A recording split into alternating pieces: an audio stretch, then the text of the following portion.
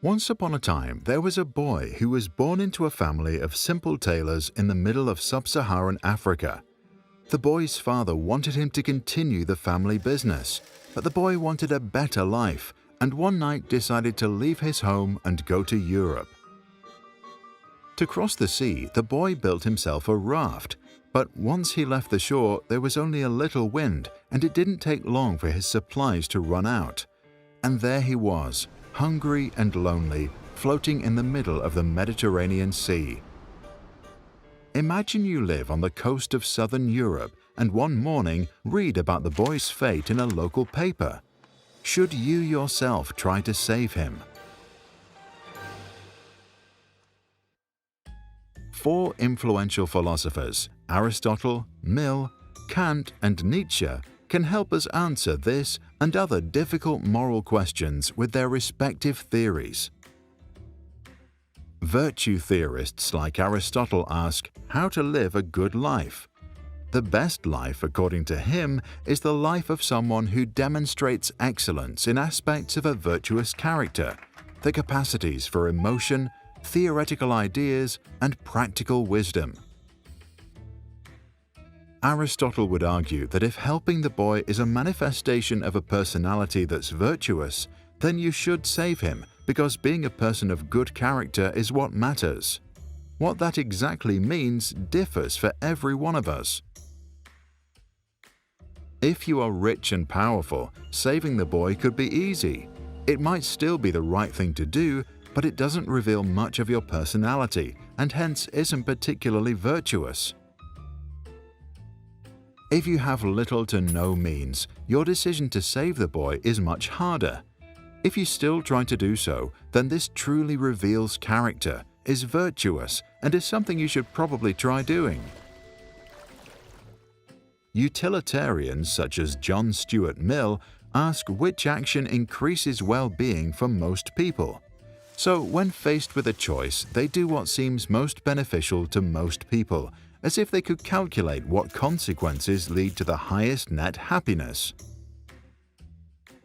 When thinking about saving the boy's life, you should consider all the happiness the boy and his family get, the joy it may bring you, and the benefits for society now and for generations to come. This you then compare with what else you could be doing, known as your opportunity costs. For example, instead of risking your life at sea, you could work the day in a coffee shop and donate the money you make to an effective charity which then saves 2 kids from starvation somewhere else. Comparing the 2 options, you decide not to save the boy, but instead work, donate, and double the total potential well-being of humanity. Some call this effective altruism. Deontologists like Immanuel Kant focus on the intent rather than consequences. They believe in universal moral laws such as don't lie, don't steal, don't cheat. The golden rule is the so-called categorical imperative. Our decisions are then morally right when they can become a rule everyone else should follow.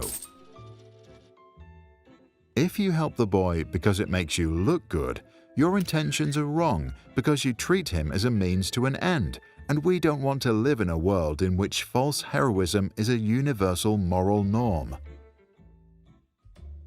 If you save the boy because you want to live in a world in which helping those in need is always the right thing, then you should do that. You should even do so if you have reason to believe that the kid may end up taking advantage of your kindness. Friedrich Nietzsche would ask what's in your own interest. He argued that self-interested behavior is morally right as it makes us stronger. And if we are stronger, so is society. Acting against your own interest is immoral because it hinders this development. So if you want to help the boy because you think that is good for you, do it. Help the boy. But if you think saving the boy could hurt you, don't. It's not your responsibility to save those who are too weak to help themselves. So what do you think? Did any of the 4 help you with that decision? If not, here is one more idea. Scholar Moshe Koppel made the interesting observation that utilitarians and Kantians don't use their own moral principles when trying to falsify each other's theories. Both rather appeal to a feeling, as if we all, inside us, actually know what's right and what's wrong. Kantians would say, you don't want to live in a world in which children die in the open because you decided to save two strangers instead. Such behavior just doesn't feel right. Correct? Utilitarians would counter, surely you wouldn't want to save, say, a psychopath from drowning who then go on to kill you and your family just because helping people is always right by principle.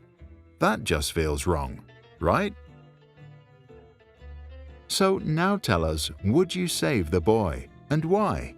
Is your decision based on the character you strive to become, an analysis of costs and benefits, behavior we want to see in the world, for your own self-interest, or does it maybe just feel right? Share your thoughts in the comments below.